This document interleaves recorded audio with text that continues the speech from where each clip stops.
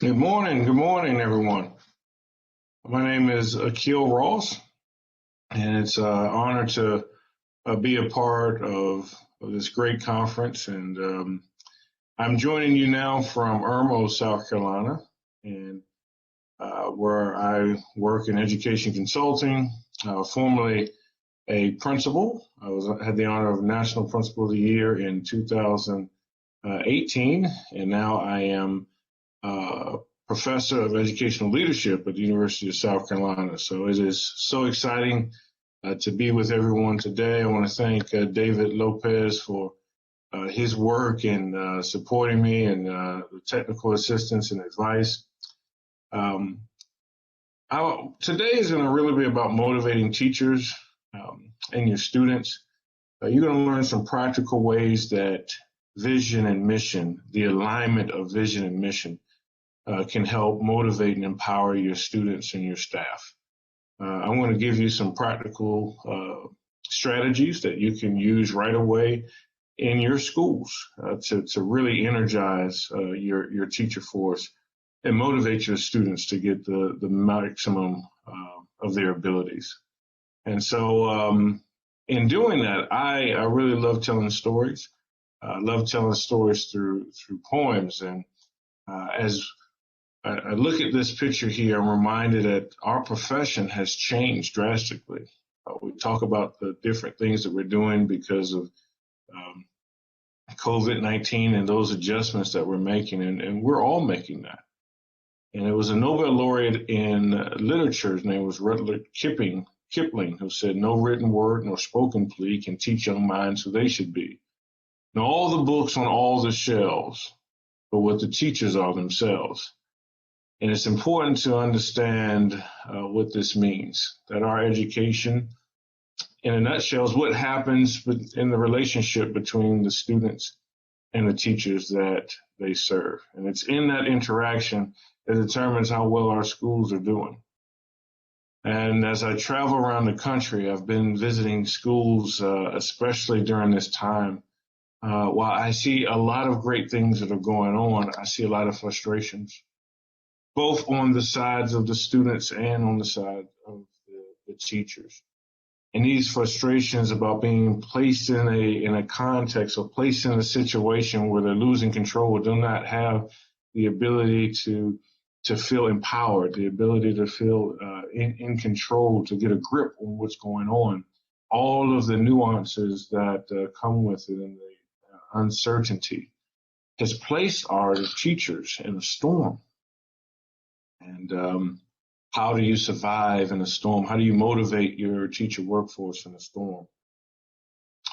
And so for me, the answer goes back to a little old lady who taught me a story about living in a storm. And I want to use this story, um, this wisdom that was given um, to uh, to help as a guide, to help as a framework for aligning vision and mission of a school. So please follow this advice. It's my rule of law. It didn't come from a book, but from my dear grandma. She told me a lesson about change and living in a storm. This lesson is a fact. In fact, it's far from the norm. Some call it fantasy, superstition, or folklore. But for my grandma, it was old time religion from a time of yore. I remember this lesson learned one day I spent the night while my family feuded, watching The Price is Right. Suddenly, a loud boom shook the night sky. The thunder sounded like M80 firecrackers on the 4th of July. And the lightning was cutting the darkness like a samurai. We were terrified. All of the grandchildren began to scream and shout. Grandma rushed into the room because we was acting out. She said, "A storm has come, so hush and be still. Turn off the TV and lights. Don't move until this storm passes over. We shall kneel to God's will." Amazingly, it was during the storm that I actually tried to stop focusing on the external and focus inside it was in that stillness I realized that I could not hide, that I knew not myself, but only my pride. See, I valued my clothes, my shoes, and my friends. I wanted likes, a new car, and financial dividends. It was in that stillness my wants were concealed by the dark. And for the first time in a long time, I can hear the voice of my heart. It said, boom, boom, boom, boom, boom, boom. I am your true voice speaking since your time in the womb. I am the flower from the seed that has come to full bloom. I am those thoughts that you hear when you're alone in your room. I am the answer to whom will save you from doom.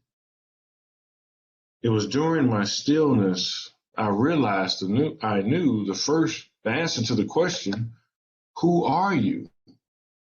Grandma's lesson transformed me and made me anew.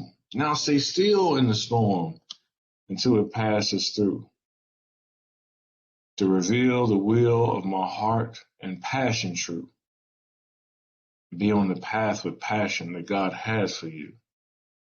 So when the storms of the night put your faith to the test, just press on, because this is the hour that faith works best. Press on and empower your heart to be a gift to our nation. The kind of gifts that Paul wrote about in the book of Galatians. Give peace, give joy, give patience, give goodness and kindness, give gentleness and faithfulness. Give the gift that has come from above. The best thing to do in a storm is for you to give love. It's Grandma's lesson about the heart and passion and its power that has inspired me to bring out this framework of motivating teachers and students, not only during times of stress, but those things to endure us on the top of the mountain. I call it the heart empowerment model, how empowered people empower people. Now, we don't have time to go through this entire framework, but I want to go over the first three parts: the alignment of vision, mission, and outcomes.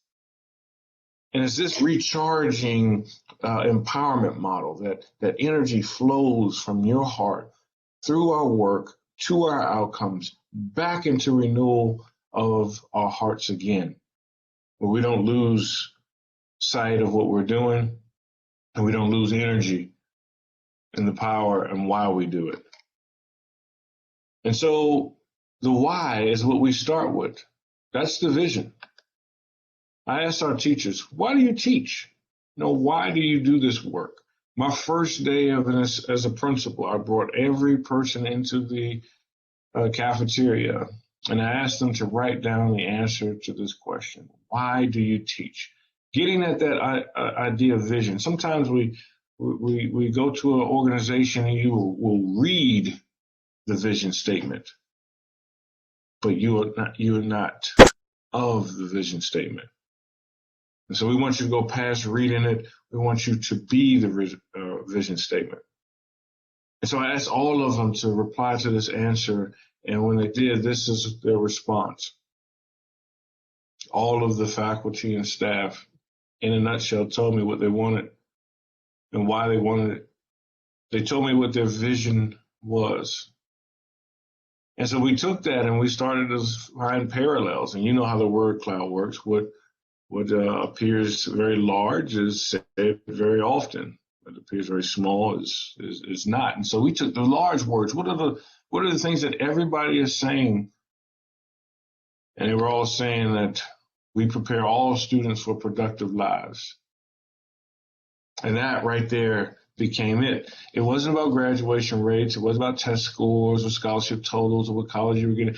Can this child be productive for the rest of their lives? Do they have the tools? So the next part of that model, after we have a vision of where to go, is the how. It's the mission. See, when we think about the word educate, we're here to educate our children. we got to understand that the word educate has two different meanings.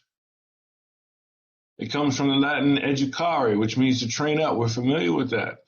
The curriculum, the instruction that we do for the mind, the body, and I would all argue the spirit. But there's another definition for education, which means educere, which means to lead out. And I believe in the hearts of every child, there is a passion.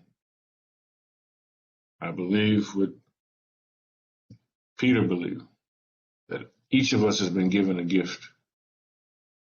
And it's our job as educators to lead that gift out so that they can share it with others. And so I draw on the work of a man who was the teacher of Abraham Maslow, a contemporary of Sigmund Freud, cited in Martin Luther King's last sermon at the 16th Street Baptist Church, entitled The Drum Major Instinct. This man was Dr. Alfred Adler. And Adler said is that there is a power inside, and that educator has the ability to turn this potential power into kinetic power, power of motion, power of action. What I would argue, the power of passion. And it's that power that turns, that keeps you motivated in the storm, when things are tough. And so using that framework overlaid in an educational context, I felt like we could take someone who was feeling on E, ready to give up, ready to tap out, ready to leave this profession, to never come back again. And we can renew them, we can refuel them, we can give them a full tank of power, ready to go to make a difference. So I'm going to give you 4 potential missions that you can do right now in your school, right now in your setting, right now in your school district, that could make that change. I call them the heart needs. See, the first one is what I call the quarter tank, right? That is how we provide for our students. Half tank is how do we measure our students? Is how we teach our students aligned to their heart. And the full tank is how do we empower our students? See, when we meet the needs of the psychological heart, when we meet the needs of the person in front of the classroom and the little children, the young adults in the classroom, now we've created empowered spaces. We've created empowered people that will empower others. So let's look at these one by one, and I'll give you practical examples that you can use or pivot upon in your setting. The first one is how we provide for our students. I believe that there's an imbalance between duties that students receive and tasks. See, we are driven by a sense of duty to be a part of a larger community. Family is important to us as social beings. And so I believe that we have to look at, because we're social beings, how do students survive in a social context? When you give someone a responsibility, you're basically saying you're important to our community. So much of the work that is done in school are just independent tasks, not related to anything, and they do not communicate that you're important to the community. But a duty, a responsibility, shows that you matter. The South Africans in isiZulu have a word that says sawubona, means I see you. It really means we see you. We as a community sees you. That's the greeting. We see you, and the response is yebo sawubona. It means yes, and I see you too. That we're a community, and you have a responsibility within that community, a duty to get better. We gave our students 3 duties. You're ready to learn every day. You're respectful to others every day, and you're responsible for fulfilling the potential in yourself.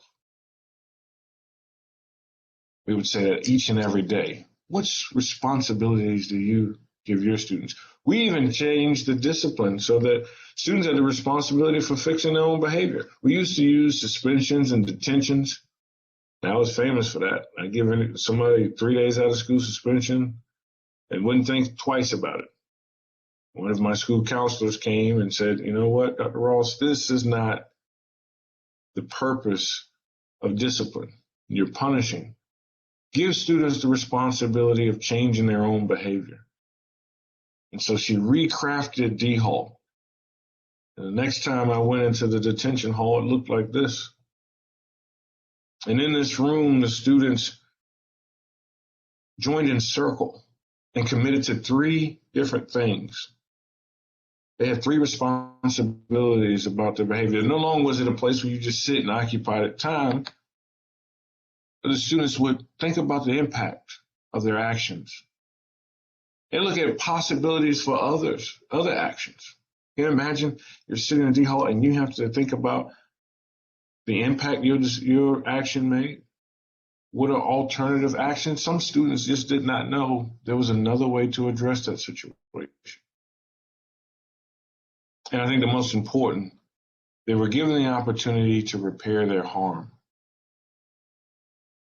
They were responsible for these pieces because they were a part of the larger community. That psychological heart need has to be met within every school. Give those students a sense of duty and responsibility to be part of the community. The second part of filling the tank is how do we teach our students? I think we should measure what matters. This is an imbalance between skills versus concepts. Have you ever read your state standards? I mean, seriously, sat down, opened, or went to the website or printed them all off and just sat down and read the state standards. I know I have. I was overwhelmed.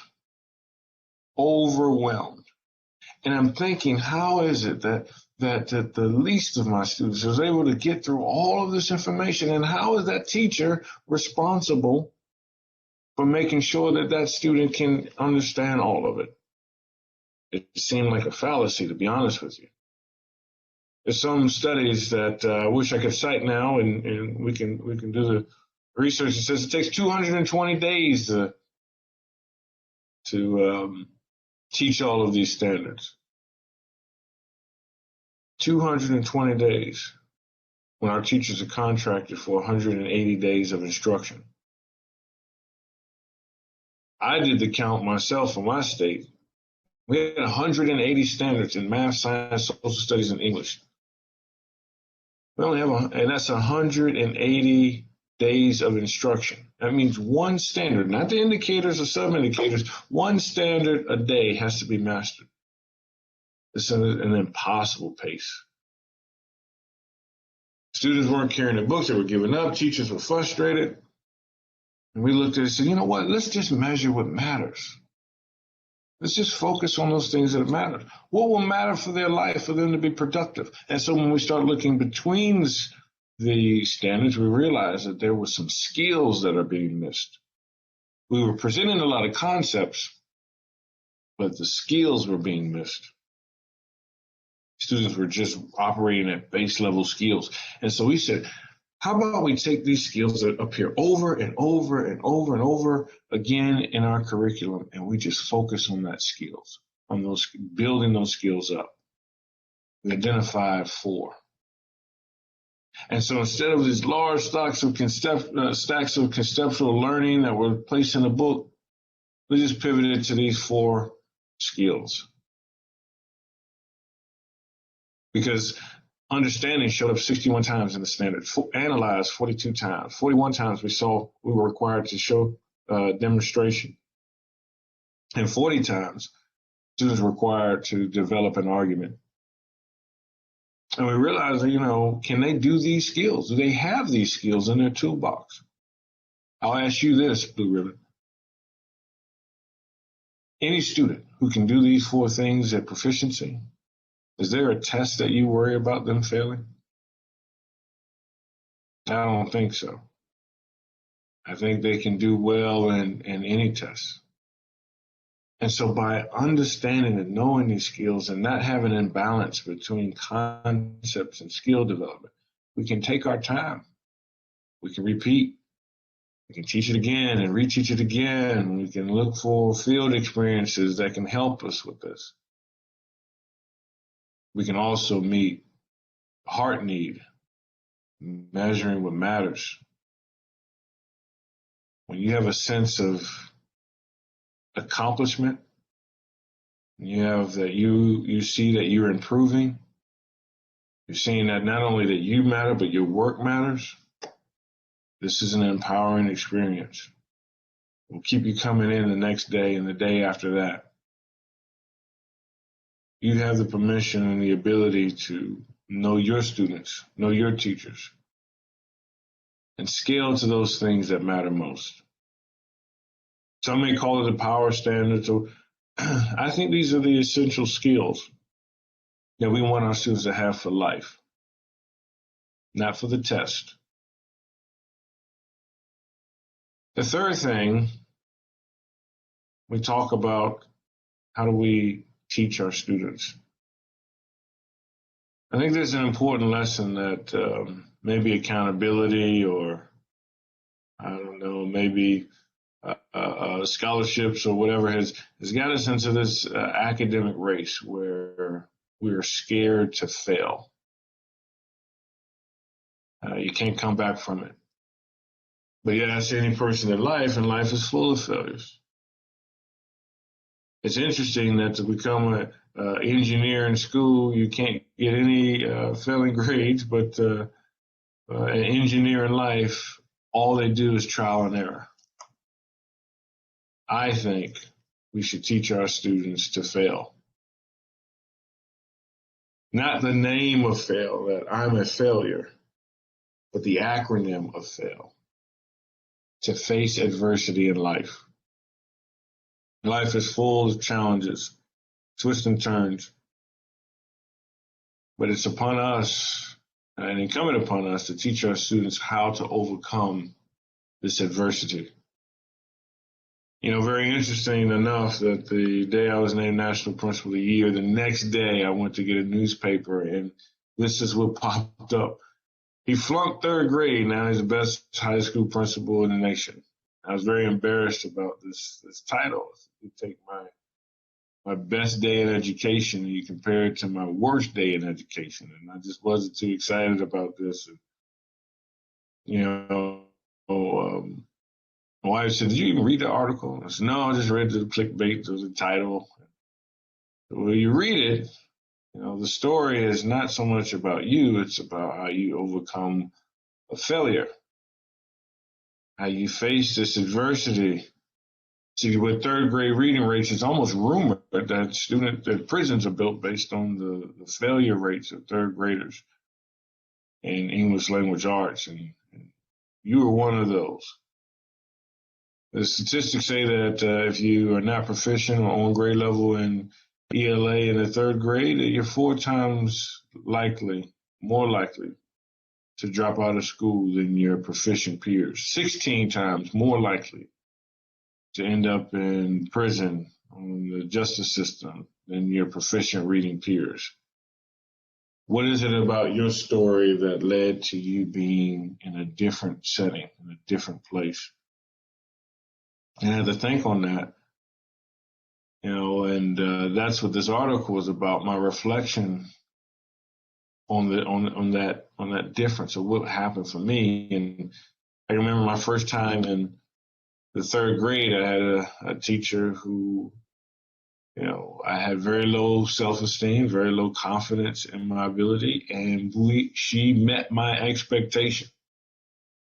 She said, little Keels is not demonstrating great work, and maybe he's not able to. So I was labeled with everything you can think of. He was student in poverty, a minority student, single parent household.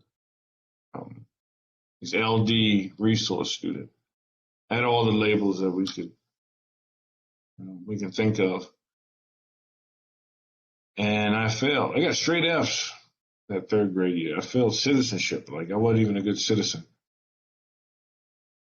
And so the next year, my mom with tears in her eyes comes to the principal and says, please, do you have a teacher for my son? He's a good boy. I know he's suspended. I know he's in trouble. I know he's getting all F's, but he's a good boy. Do you have a teacher for him? And that teacher was Miss Chavez. And I call her name because I want to give honor and justice to her, respect to her, because she transformed me. Ms. Chavez had a very different way of teaching. I had a very low expectation of myself, and Ms. Chavez's expectation was here, and she wanted you to meet it. And she would not give up until you did that. And so she told me a very interesting lesson about failure. When I would turn in assignments, I didn't know the work, and I would just, hand it in, and I get my F. I, nod to the teacher. Teacher says, yeah, that's about what you can do. And I go sit back down. Chavez did something different. She had gateways, meaning that the rest of the class could move on with chapter 2. But if you didn't finish the chapter 1 gateway, you had to do it again. That was her word, do it again. And I would put all wrong answers down and hand it in, and he'd say, do it again. It was just that expectation that I'm going to do this work. Like, you really think I can do this work? Just that click. Like, you really believe that I can do this work? The power teachers have to put that in a student. When they don't believe in themselves, you believing in them is just enough to get them to believe in themselves. I remember trying. There's a lot of success in this conference, and there are some of those who have hit a wall and never thought that they could overcome that wall. They saw a obstacle and never thought that they could overcome that obstacle. They are in a valley, don't see themselves out of the way, coming out of that valley or climbing the wall of that canyon. And I was there. And to have someone say, you can make it out, you just need to try. And I remember for the first time trying in school, like trying to make this happen, trying to make this work, trying to put this together. And I turned in my work, and she said, better. Now do it again. And that better meant that I'm not buried. It's not over. Like, at my pace, I got better. I did this. That confidence, that faith that she put in. Students are exposed to assignments like one time, maybe twice. She exposed me to one assignment 4 times until I got the confidence to move forward. When I finished the 3rd grade, I won 2 citywide essay contests. This is a kid with all of the labels that said he could not do it. And I remember after finishing, Chavez said, I told you you could do it. Now you move on to the next chapter. And I just remember that. She saw something. We got to see something in our children that they don't see anything else. And so handling adversity in life, letting them know that, yeah, you failed this, but you're going to do it again. And I know you can do it. That meets that next condition of the psychological heart needs. That brings us to the full tank. How do we empower our students? I believe that empowered people will empower other people. And so we must be empowered to empower our teachers. They will be empowered to empower our students. And that loop will keep our school empowered, recharged, renewed, motivated, engaged. But this is the balance or the imbalance between what you give and what you get. See, so much of our world is about what school should give me, or what our students should give me. You know, never have handed out diplomas at graduation and had a student say, "Thank you, Dr. Ross, for increasing the math scores by 3.5%. Thank you, Dr. Ross, for our composite SAT scores." That's what we ask of our students. We ask so much of them. They say, "No, thank you for seeing me. Thank you for being there. Thank you for the opportunities that made a difference." And because life is about what we give to others, I think it should be a huge part of the work we do. What do our students not take from the school, but what do they give to the world? We tell every student that inside of you is a gift, and it's your job to give that gift to others.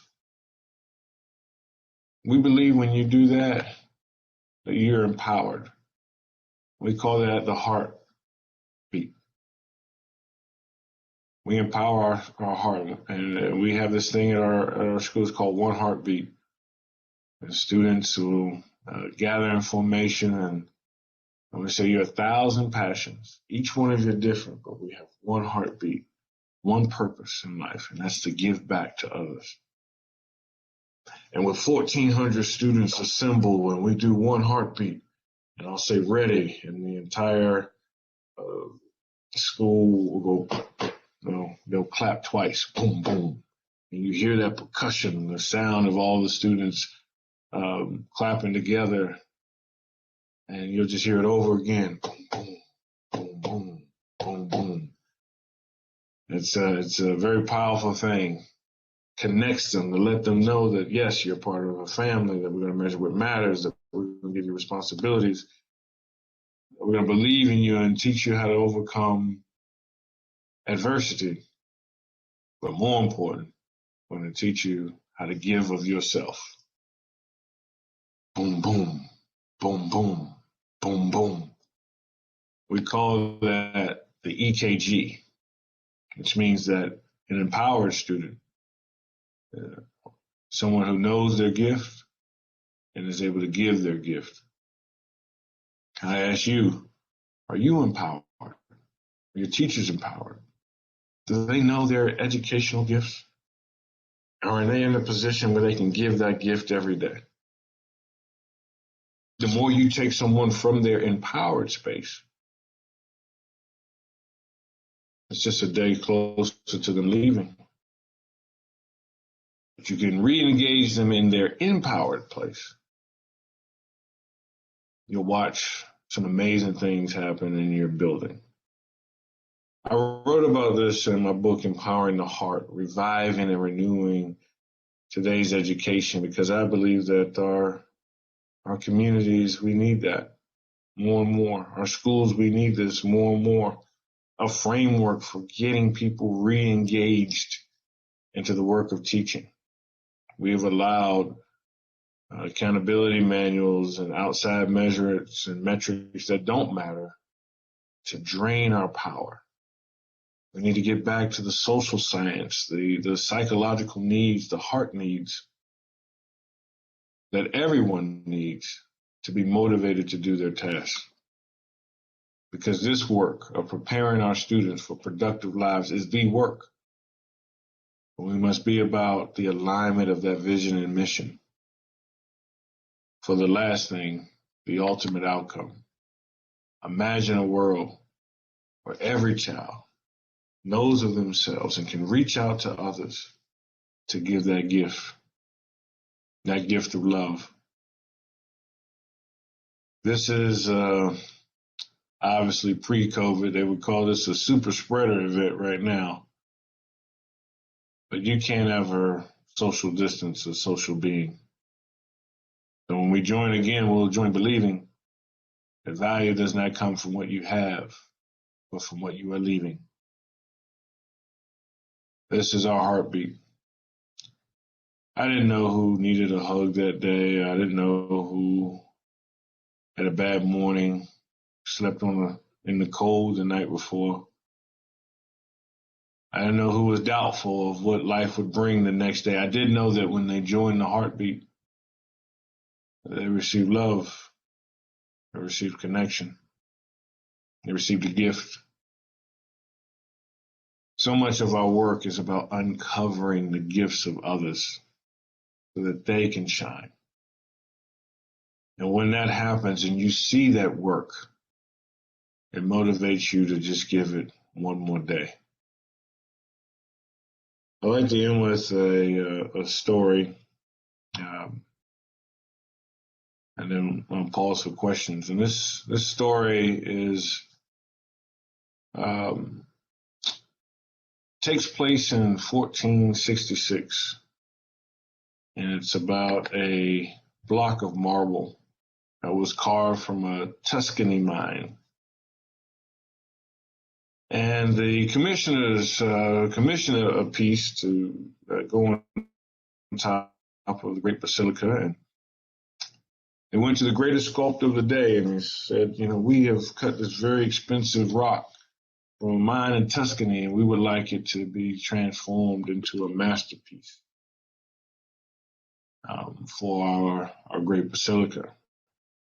The sculptor took the work and took his tools out and began to examine the stone, and he said to himself, this is a poor quality stone. I cannot do anything with it.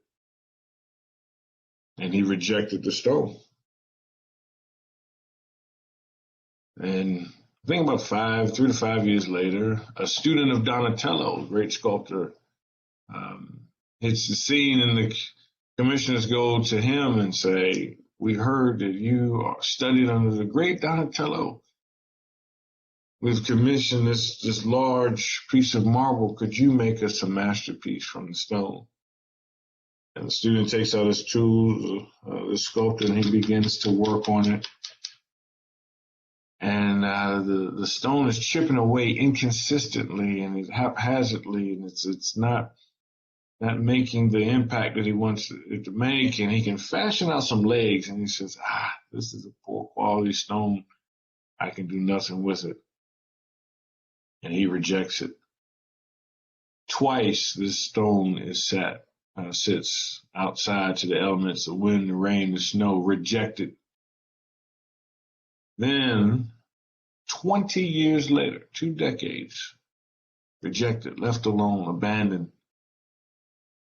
There's a 26-year-old artist / scientist. And what's different about this young man is that he invents new tools. Not only is he excited about the work that he engages in, but he's excited about crafting new tools. Every opportunity, every assignment is an opportunity to develop new technology, new ways, new methods. He cares more about the medium itself than the comfort that he has with his own tools. And so if he has to invent something new for this medium, he will invent something new. The commissioners go to a 26-year-old artist / scientist and say, we have this stone, been rejected for almost as long as you've been alive. Great artists have attempted to work on it, but twice it has been rejected.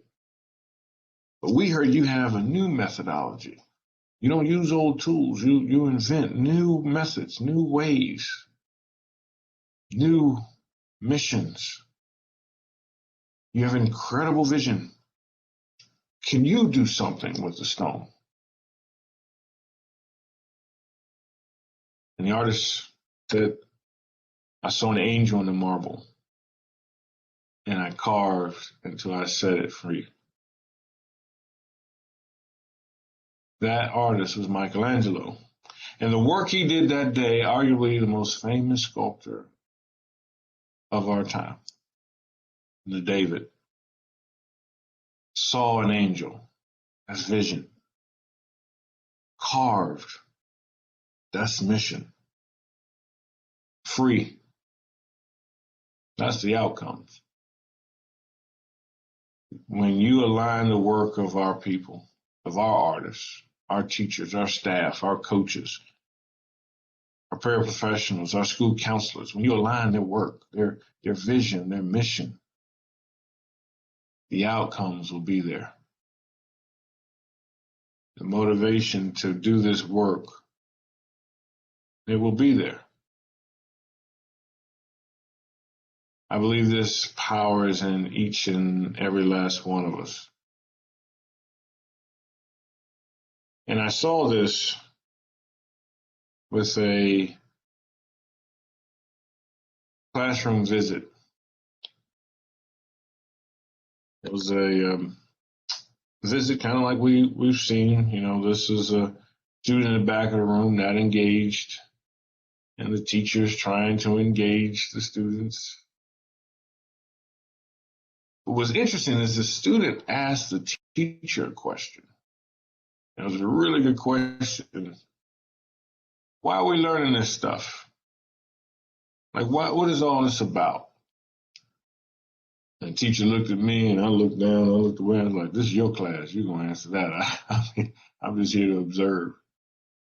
And it was the teacher's response to this question. I mean, it was not on the objectives. It was not a standard. It was not something that we were going to be tested on. But I thought it was the most beautiful response. I thought it was something that maybe all classes should have learned. And it's that response that inspired this poem, or the teacher's response, that I would like to end with before taking questions. And it goes, may I pose you a question as the student of the teacher? Why do you work so hard to make us better than we were? And you were hired to teach us lessons so that we could pass some tests. But most times we don't even listen to you, and we certainly don't give you our best. Yet you keep coming back, teaching us day after day. Why do you persist while others let the chips fall as they may? The teacher paused for a moment to consider the question at hand. I'll put this in a way that you will understand. There's an aspect of teaching that you do not know. To you, this is a classroom, but to me, an art studio. Like the painter with the brush can bring the canvas to life, like the sculptor improves the stone with hammer and knife. I see and uncover the gifts inside you so that one day your gifts will give others value. See, great artists have great vision. They can see past life's storms. With their hands, they use tools, but it's their heart that transforms. In my hands, I hold you a future, just like a gardener with a flower. That's the secret to my strength. I'm here to empower, to be empowered and empowered. And so I believe that our work is truly in that relationship, that empowered people will empower people. If we use the science, the social science, and give everyone those 4 heart needs, then empowered people will be empowering all other people. So thank you so much. I really appreciate you listening in and being a part of this conference. I'm going to pause at this time for any questions. Thank you.